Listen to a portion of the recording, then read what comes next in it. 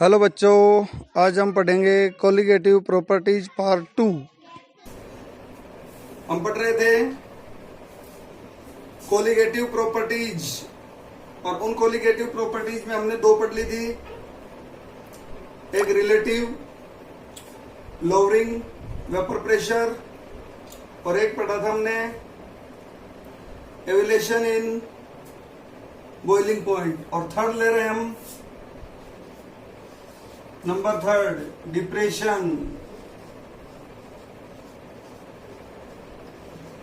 Depression in freezing point. मतलब इसको हम हिंदी में बोलेंगे हिमांक अवनमन। और इसमें हम ये पढ़ेंगे कि जब किसी सोलवेंट में, यानी सोलवेंट में यदि नॉन वोलेटाइल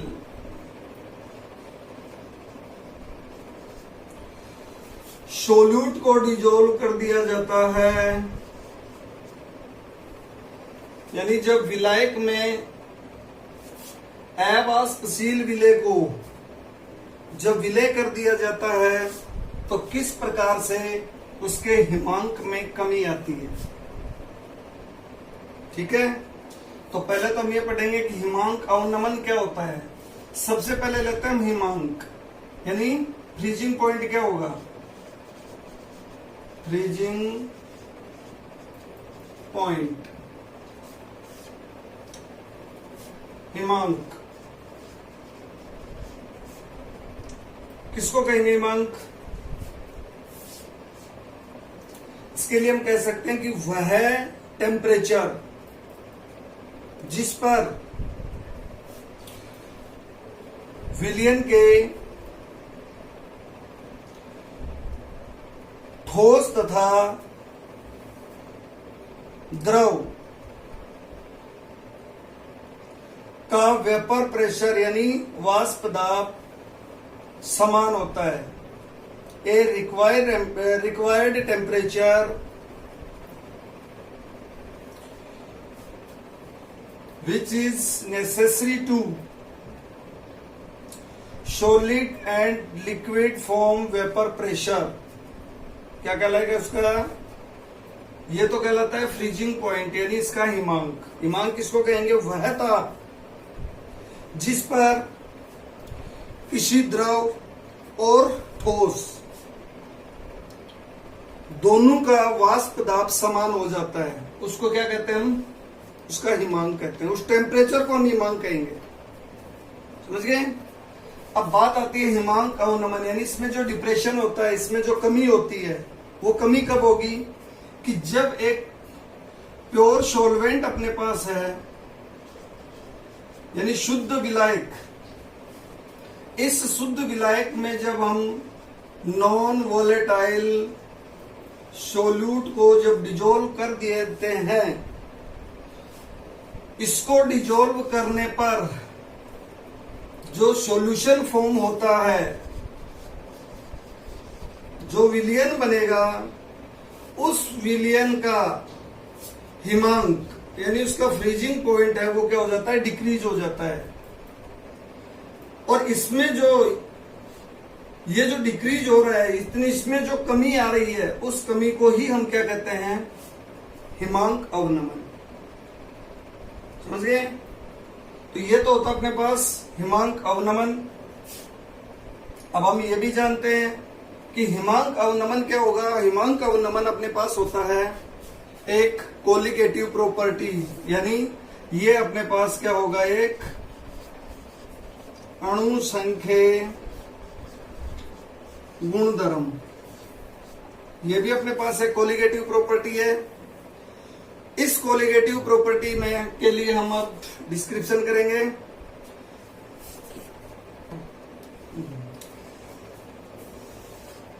ये जो डिप्रेशन इन फ्रीजिंग पॉइंट है। इससे हम मोलर मास को भी फाइंड आउट कर सकते हैं। और किस प्रकार से करते हैं, इसके लिए भी हम अगर ग्राफ लें तो वही सेम अपने एक तरफ क्या ले लीजिए प्रेशर, एक तरफ इसका क्या ले लीजिए टेम्परेचर। चीज वही दो अपने को लेनी है। एक जो प्योर सोल्वेंट अपने पास है उसका हमने मान लिया पी नोट, उसका क्या है वेपर प्रेशर, और उसका जो टेम्परेचर है वो टेम्परेचर यहां पर हम लेंगे टी एफ और 0, वेपर प्रेशर P0 और इसका जो फ्रीजिंग पॉइंट है वो कितना है TF0। दूसरा, जब इसके अंदर हमने नॉन वोलेटाइल सॉल्यूशन अगर क्या कर दिया, नॉन वोलेटाइल सोल्यूट को जब इसके अंदर डिजोल्व कर दिया जाता है तो अपने पास जो सॉल्यूशन फॉर्म होगा उसका प्रेशर ये होगा।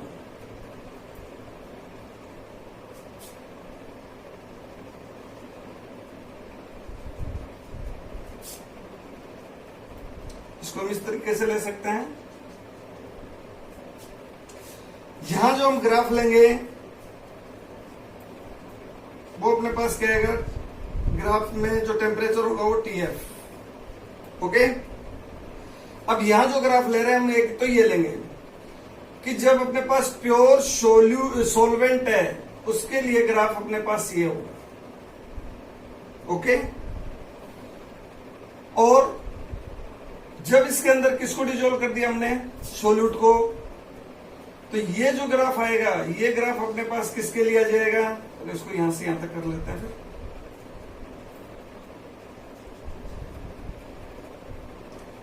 ये हो जाएगा जब ये कौन सी फॉर्म में है, सॉलिड फॉर्म में। ये जब किसमें आ जाता है सॉल्वेंट, जब किसमें आ जाए लिक्विड में। ये अपने पास पूरा का पूरा क्या है सॉल्यूशन, सॉरी ये अपने पास होगा सॉल्यूट। ओके, और ये आ जाएगा अपने पास किसके लिए सॉल्यूशन के लिए। बच्चों देखिए इसमें P नोट माइनस P, तो ये अपने पास क्या आएगा डेल्टा P,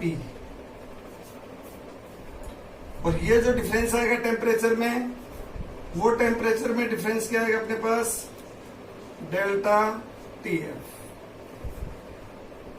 ओके, अब इसमें हम ले तो इसमें भी हम ये कह सकते हैं कि जब देखिए हमने क्या किया है,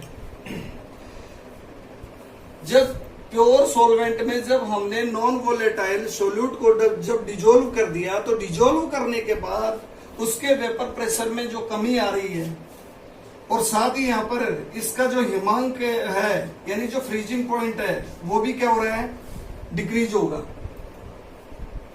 वो भी क्या होगा डिक्रीज होगा। इसमें देखिए रिलेशनशिप अपने पास आ जाएगी delta P proportional to delta TF। ये अपने पास इक्वेशन नंबर 1 होगा। दूसरा भी हमने इसमें देखा था कि डेल्टा P, पहले वाले में लिया था हमने डेल्टा T भी वहां लिया था, यहां पर क्या ले लें TF। इक्वेशन नंबर क्या हो गया 2। दोनों को यदि हम क्या करते हैं कंपेयर करते हैं तो अपने पास नया इक्वेशन क्या फॉर्म होगा delta P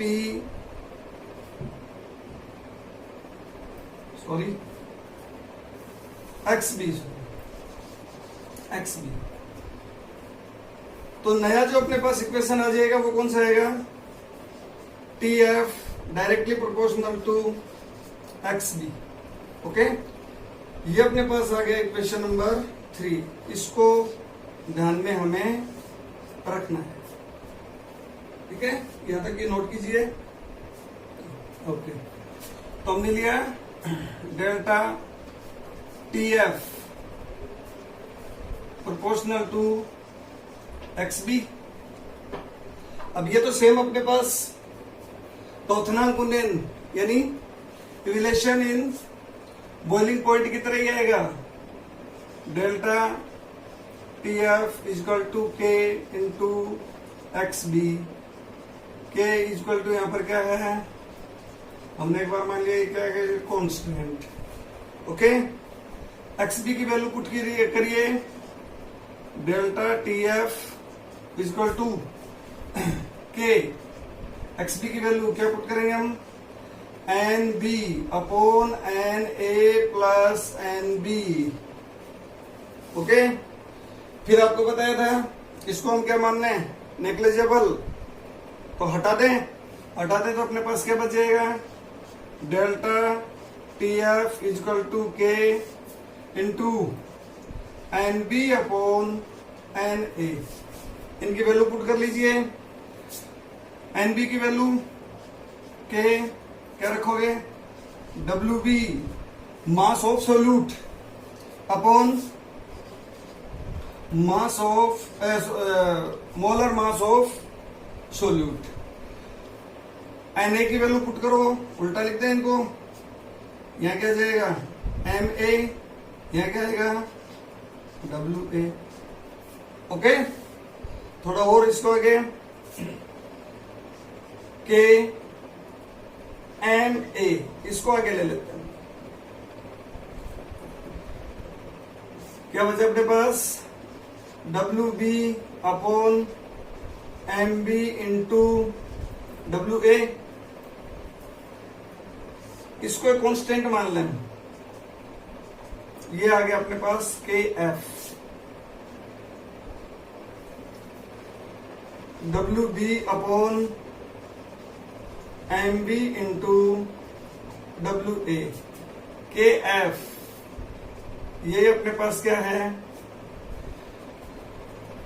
depression in freezing point constant, यानी इसको हम क्रायोजेनिक कांस्टेंट भी कहेंगे।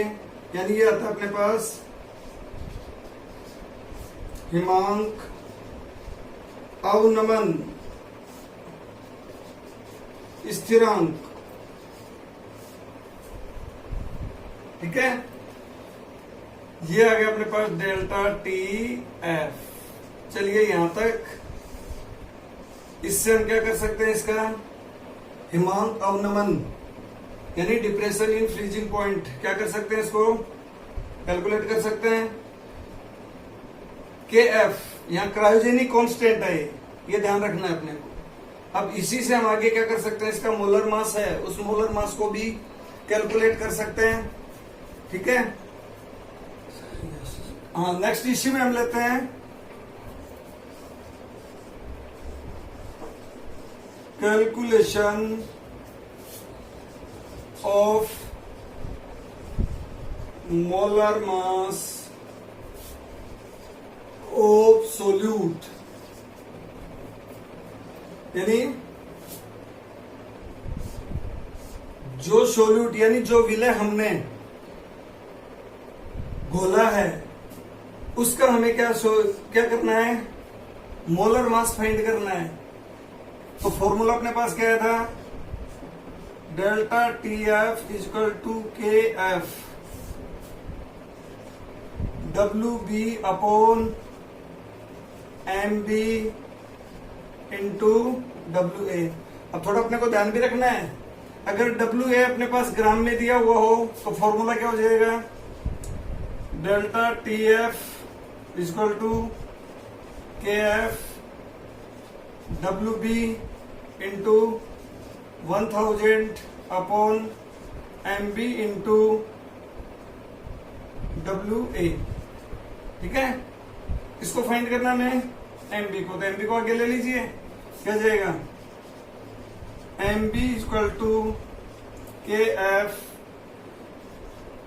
W B into 1000 upon delta T F into W ए।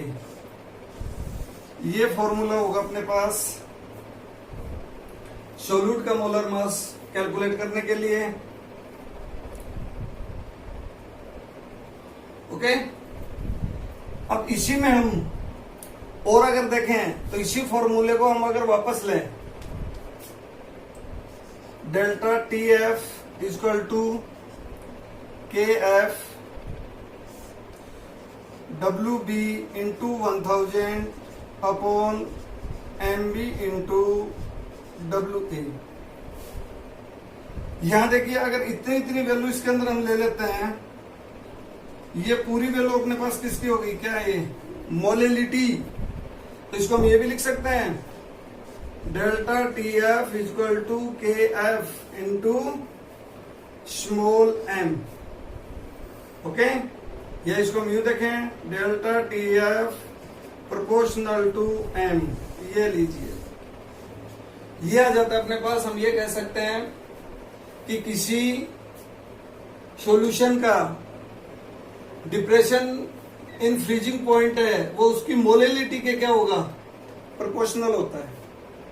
यानी हिमांक अवनमन विलयन की मोललता के समानुपाती होता है। यस, नेक्स्ट नंबर 4, ऑस्मोटिक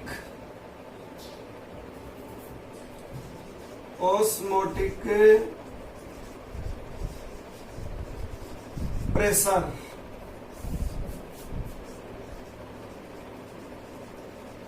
प्रसरण दाब। ठीक है, अब देखिए ऑस्मोटिक प्रेशर लेने से पहले हम इसमें लेते हैं एक डिफ्यूजन।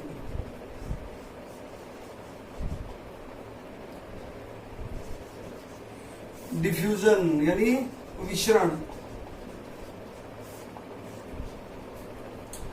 क्या होता है विसरण, जानते हैं? बहुत सारे एग्जाम्पल अपने दैनिक जीवन में आते भी हैं। देखते हैं हम कि एक, अगर मान लीजिए कमरे के किसी कोने में यदि परफ्यूम की बोतल को अगर खोल दिया जाए तो इजीली क्या होती है, पूरे कमरे में स्प्रेड हो जाती है, पूरे कमरे में फैल जाती है। तो यहां हमें देखना है कि जो परफ्यूम के जो मोल्स हैं या इसके जो मॉलिक्यूल्स हैं, ये मॉलिक्यूल्स किधर से किधर मूव कर रहे हैं, ये मूव करते हैं higher concentration to low concentration. इधर से किधर मूव कर रहे हैं, ये हायर कंसंट्रेशन से लो कंसंट्रेशन की ओर अपने आप मूव कर रहे हैं, अपने आप होने वाले प्रोसेस है ये। ठीक है, तो हम यहां पर इसको डिफ्यूजन को इसी प्रकार से परिभाषित कर सकते हैं कि पदार्थ के मोल्स अधिक सांद्रता से कम सांद्रता की ओर स्वतः प्रवाहित होते हैं, उस क्रिया को क्या कहा जाता है, विसरण कहा जाता है, इसको डिफ्यूजन कहा जाता है। ठीक है, इसमें तो सिर्फ इसकी डेफिनेशन ही अपने को एक याद रखनी है, और जो कि अभी 2020 में भी है, इसकी डेफिनेशन पूछी गई है, तो ध्यान रखेंगे। अब आता है अपने पास ऑस्मोटिक प्रेशर। लेकिन इस ऑस्मोटिक प्रेशर को जानने से पहले हम यहां पर लेते हैं ऑस्मोसिस। क्या लेते हैं, ऑस्मोसिस यानी प्रासरण। पहले हम इसमें यह देखें कि प्रासरण क्या होता है, ऑस्मोसिस होता क्या है, ये प्रोसेस क्या है। इसमें अपने को एक चीज जरूर ध्यान रखनी होगी, और वो ये है कि एक अपने पास आती है SPM, सेमी परमेबल मेम्ब्रेन। ध्यान रखना, SPM, जिसको हम हिंदी में ये कहेंगे अर्धपारगम्य झिल्ली।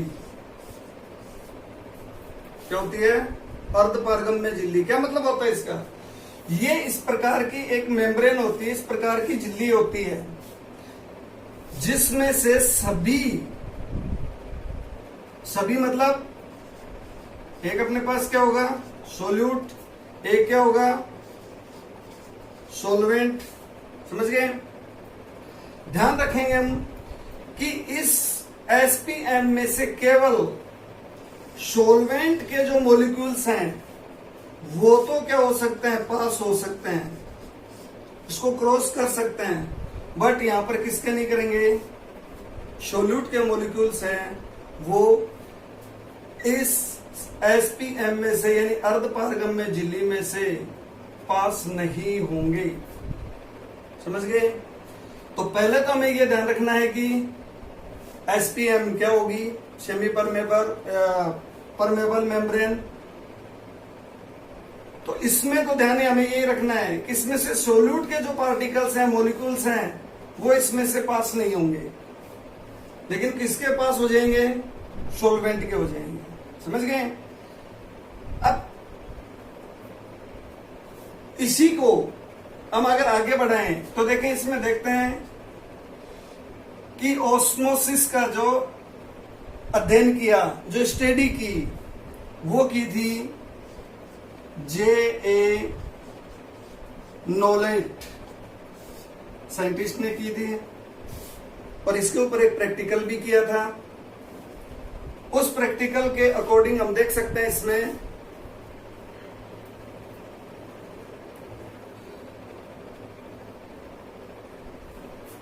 कि जो प्रैक्टिकल किया उसको लेते हैं हम।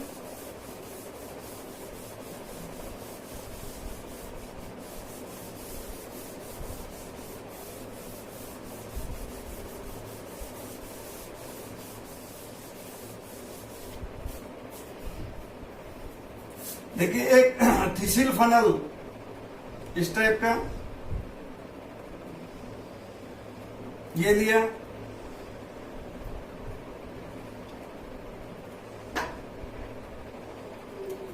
इस थिसिल फनल में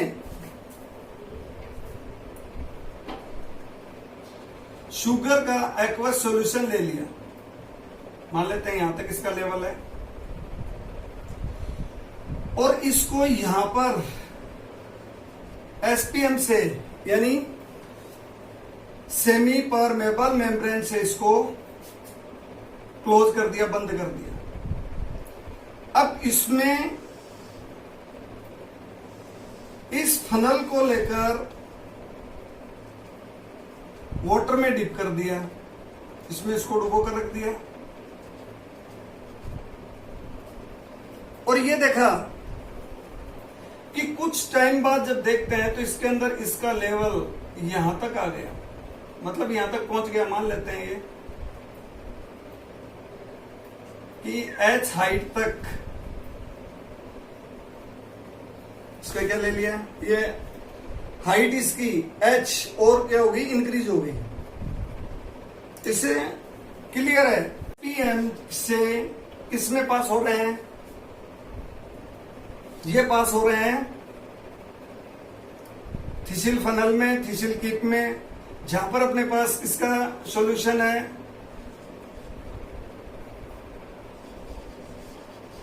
शुगर का एक सॉल्यूशन है, ये अपने पास फ्रेश वाटर है, लेवल एस तक है। मान लेते हैं इसकी डेंसिटी अपने पास अगर क्या हो, डी हो, इसके ऊपर लगने वाला ग्रेविटेशनल फोर्स अगर अपने पास क्या हो, जी हो, तो देखिए ऑस्मोसिस को हम डिनोट करते हैं पाई से। पाई इक्वल टू क्या होगा, एच डी जी। तो ये तो बात हुई, यहां तक तो अपने पास इसकी सिर्फ ऑस्मोसिस की, यानी सिर्फ प्रासरण की। क्या है प्रासरण की क्रिया, कैसे इसको हम परिभाषित कर सकते हैं? हम कह सकते हैं कि वह प्रक्रिया जिसमें अर्धपारगम्य झिल्ली से विलायक अणु विलयन में प्रवेश करते हैं, इस क्रिया को क्या कहेंगे, प्रासरण। इसको कहेंगे ऑस्मोसिस। यानी इस प्रोसेस में क्या होगा कि जो सोलवेंट के जो मॉलिक्यूल्स हैं, वो मॉलिक्यूल्स किस में जा रहे हैं, सॉल्यूशन में जा रहे हैं। किसके थ्रू जा रहे हैं, वो एसपीएम के थ्रू जा रहे हैं। तो ये जो प्रोसेस होगा, इस प्रोसेस को हम क्या कहेंगे, इस प्रोसेस को हम कहेंगे ऑस्मोसिस। ठीक है, लेकिन हमें जो पढ़ना है वो साथ में कौन सा होगा, ऑस्मोटिक प्रेशर। ऑस्मोटिक प्रेशर के लिए हम एक दूसरा प्रैक्टिकल और लेते हैं।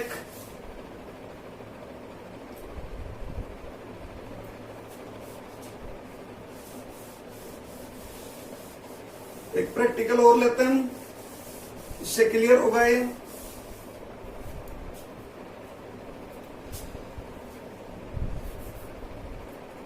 कि ऐसा कंटेनर हमने ले लिया,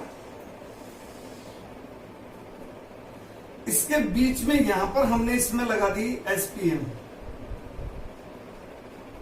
ये एसपीएम।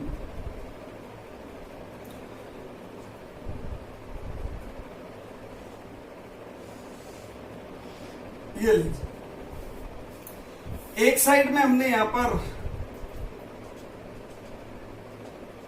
किसको ले लिया, सॉल्यूशन को लिया, और एक साइड में हमने सिर्फ किसको लिया, यहां सॉल्वेंट को,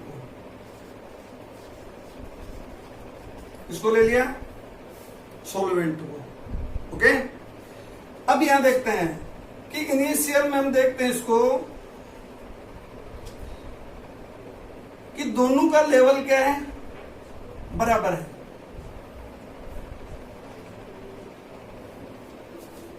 दोनों का लेवल क्या होगा, बराबर होगा, ठीक है। लेकिन जब इस एसपीएम से सॉल्वेंट के पार्टिकल्स किधर मूव करने लग गए, सॉल्यूशन की ओर, तो इसका वॉल्यूम धीरे धीरे क्या होगा, इंक्रीज, और इसका क्या होगा, डिक्रीज। मान लेते हैं कि इसका लेवल यहां तक आ गया और इसका लेवल यहां तक पहुंच गया। ओके, लेकिन हमें करना क्या है, ये जो वॉल्यूम इंक्रीज हो रही है, इस वॉल्यूम को हमें इंक्रीज होने से रोकना है। तो क्या करेंगे फिर, इस सॉल्यूशन पर हम प्रेशर अप्लाई करेंगे। इसके ऊपर क्या करेंगे, जिसको हमने पी से पाई से पी डिनोट किया है। तो जैसे ही हम इसके ऊपर क्या कर रहे हैं, प्रेशर अप्लाई करेंगे, तो प्रेशर जो अप्लाई किया वो प्रेशर क्या काम कर रहा है, वो प्रेशर ये काम कर रहा है कि जो सॉल्वेंट के पार्टिकल सॉल्यूशन की ओर मूव कर रहे हैं, सॉल्यूशन की ओर जो जा रहे हैं, उनको जाने से हमें क्या करना है, रोकना है। समझ गए। तो ये जो रिक्वायर्ड प्रेशर अपने पास है, ये रिक्वायर्ड प्रेशर क्या करेगा, एसपीएम के थ्रू जो सॉल्वेंट के पार्टिकल सॉल्यूशन की ओर मूव करते हैं वो मूव नहीं करेंगे। यानी इसको हमें रोकने के लिए, इन पार्टिकल्स के मूवमेंट को रोकने के लिए अप्लाइड जो प्रेशर अपने पास होता है वही अपने पास कौन सा होता है, ऑस्मोटिक प्रेशर होता है। ओके, यस, हाँ। तो ऑस्मोटिक प्रेशर भी क्या होती है, ये भी अपने पास एक कोलिगेटिव प्रॉपर्टी होती है, ठीक है। और इसकी कोलिगेटिव प्रॉपर्टी का इसको स्टडी करने के लिए वॉन्टॉफ ने इसमें रिलेशनशिप दी, और यहां पर इसके एक तो रूल लेते हैं, नंबर 1, 2 रूल है इसके।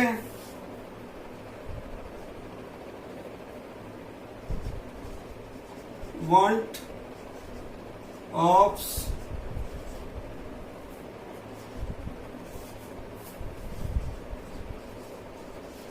Boil rule.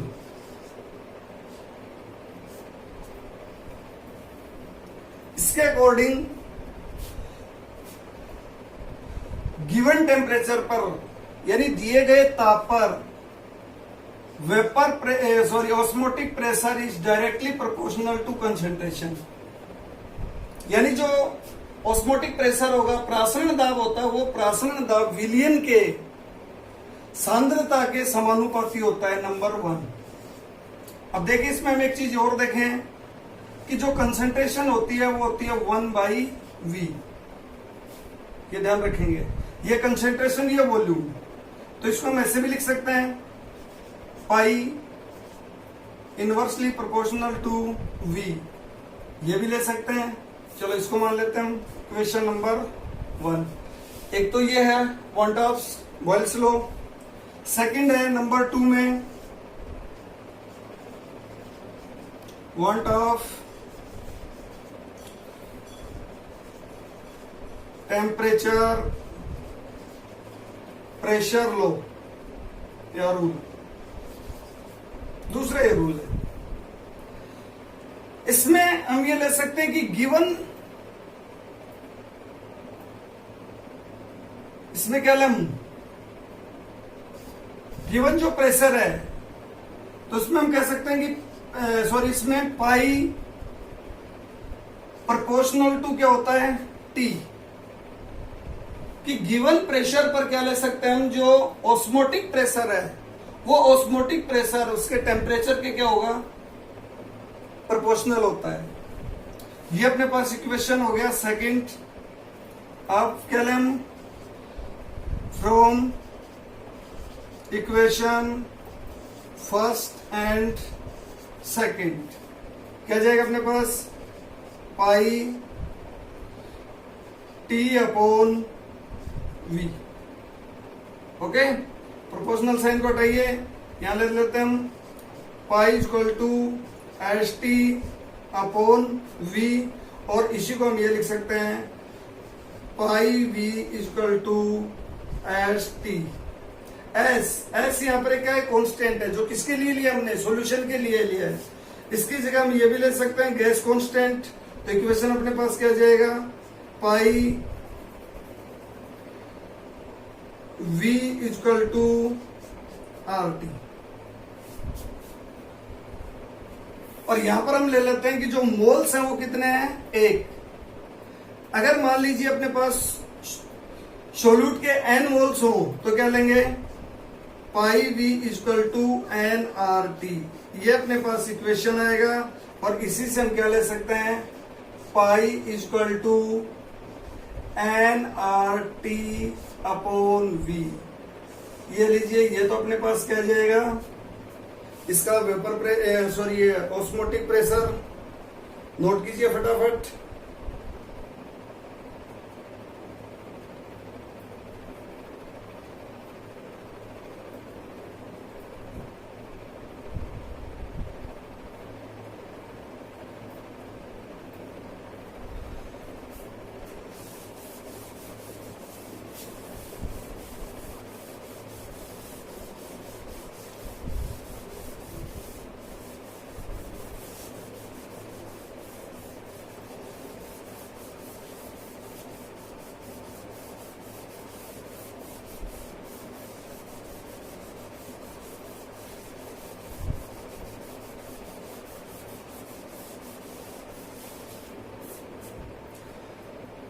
अब इसी से हम क्या कर सकते हैं,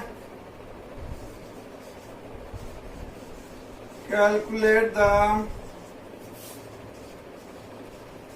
मोलर मास ऑफ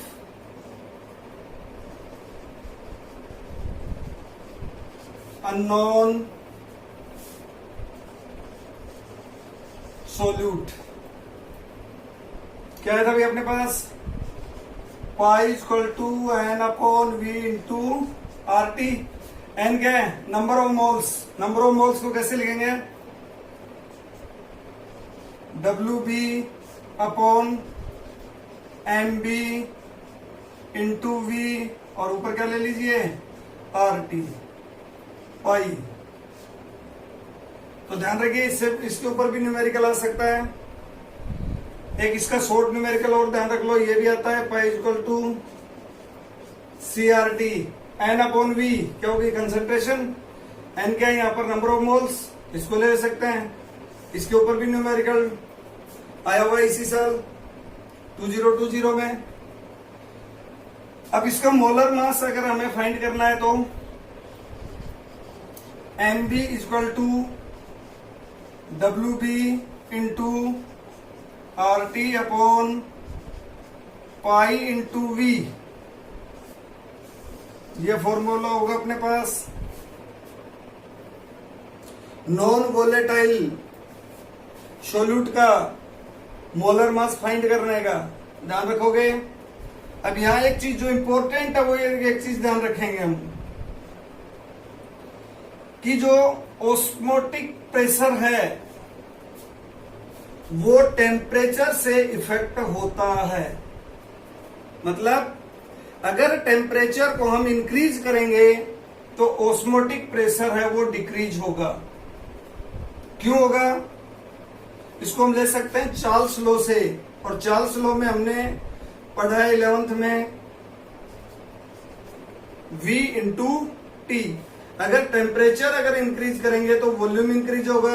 यहां अपने पास वॉल्यूम स्टेप है, अगर यहां पर वॉल्यूम इंक्रीज होगी इसका मतलब, यहां देखिए वॉल्यूम अगर इंक्रीज होगी इसका मतलब ऑस्मोटिक प्रेशर में क्या आएगी? कमी आएगी। ध्यान रखोगे इस चीज का। ओके, ये होगी अपनी कोलिगेटिव प्रॉपर्टीज। अब इसमें थोड़े से नॉर्मल मोलर मास बचा है और वॉन्टाफ के साथ इसका रिलेशन बचा है एक, जो कि अपना होगा एक तो डीएसोसिएशन और एक होगा एसोसिएशन। और उसके बाद नेक्स्ट हम लेंगे इनके न्यूमेरिकल्स। तो बने रहिए, देखते रहिए। अगर कोई भी दिक्कत हो कमेंट करके पूछ सकते हैं। Thank you.